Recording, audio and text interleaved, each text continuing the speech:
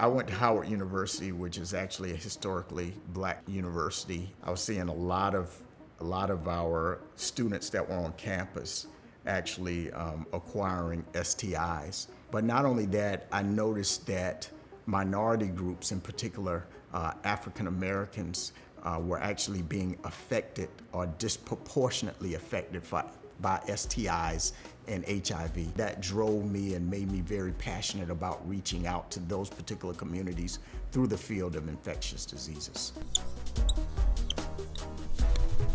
You know, stigma is a large barrier to HIV prevention, such as PrEP, but also people being tested, as well as treatment, as well as staying in care. HIV stigma in general has been very prevalent in the African American community.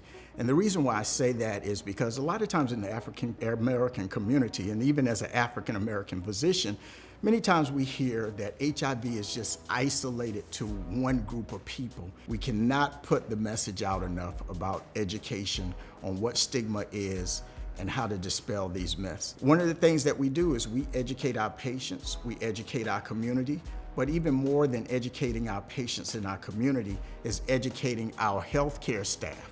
There are various treatments that are out there now, but they're very simplified regimens. They're single tablet regimens that a patient can take daily. With the injectable medications, patients are able to get an injection every 2 months, and they're able to be effectively treated and eventually will be able to attain an undetectable viral load. You know, they said that an ounce of prevention is worth more than a pound of cure.